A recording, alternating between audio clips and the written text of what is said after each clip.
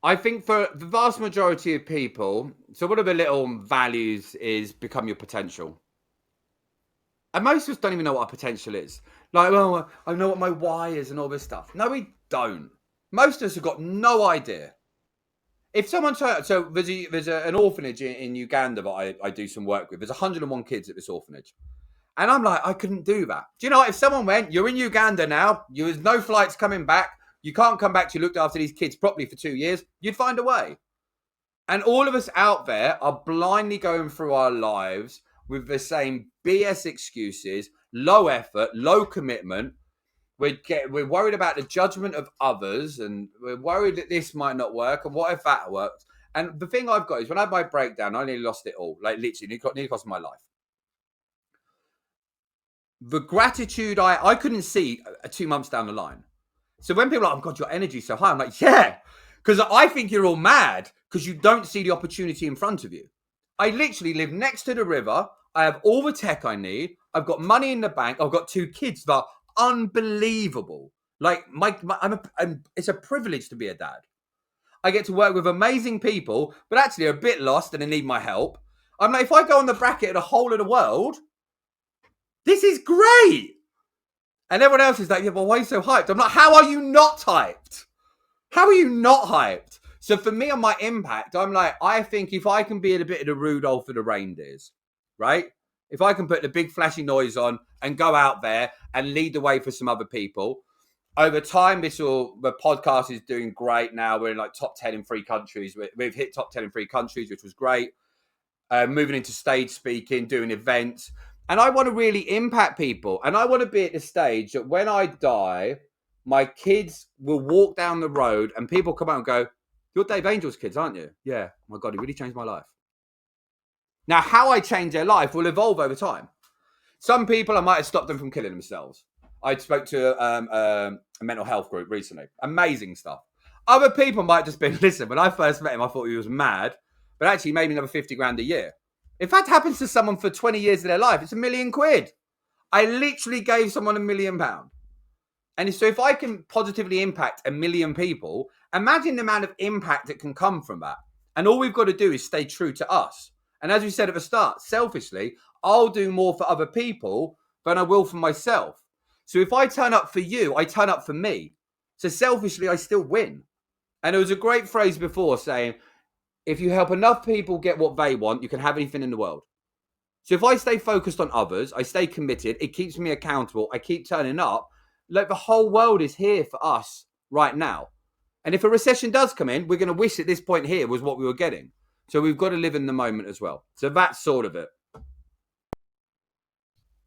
Oh, thank you. That's awesome. I have a final question for you because we're at the top of our hour.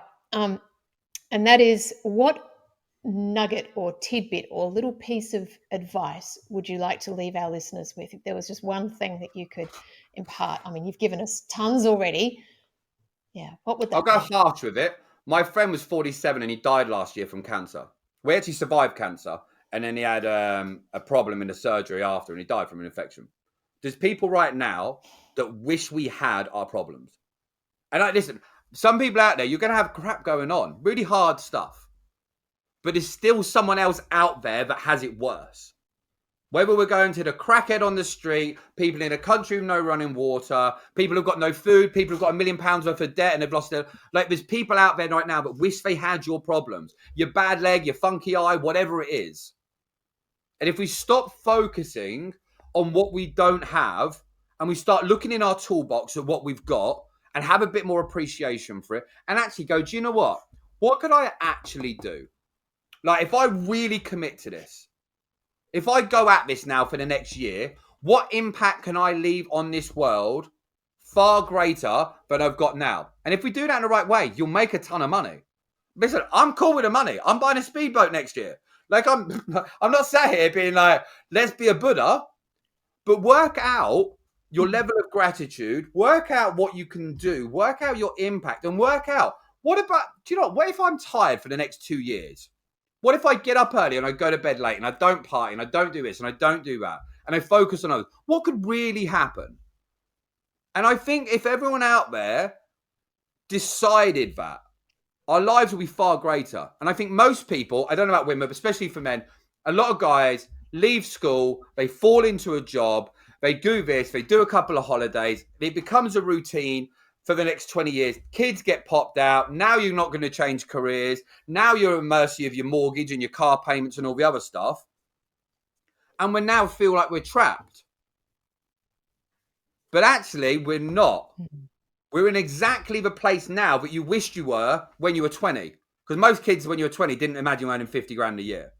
So now work out where you want to be in another 20 years. Prepared what you're going to give up, and then just go at it. Hopefully some people will judge you badly, because if you want to be in the top 1%, we've got to do what the other 99% are not going to do. And we just get on with it. Because one day we're going to die and wish we had. That'd be it. Man, you've left me a little bit speechless, David. Is that a good thing? Yeah, I'm harsh, yeah, right? it is, and a little bit. There's actually some tears. I'm gonna. Really? I'm looking forward to listening to this one again. Yeah, you said some Thank stuff you. there that really hit home. Yeah, really powerful stuff. Thanks. Yeah, it's true. I think we've got to break those cobwebs, right? I think we really do. But Yeah. thank you. And thanks for having me today. I've so enjoyed it. It's been a speed train, and there's just so much that, yeah, look, it's just gold. Yeah. I love what you're doing. The Sales Angel is fantastic. I love your brand and your story and everything that you're trying to achieve. And if we all can, create that ripple impact, and like you said, just get real with ourselves, find the gratitude. And we've all got so much within us that we can give others and do for others. 100%. So many amazing things that you've said. So I just want to thank you. Thank you. Much gratitude. Yeah, thank you so much. That was amazing. Really, really insightful and really interesting and inspiring. So thank you. Thank you for having me. Look forward to speaking honestly, soon. your comments mean the world. They really, really do. You're welcome. Thanks.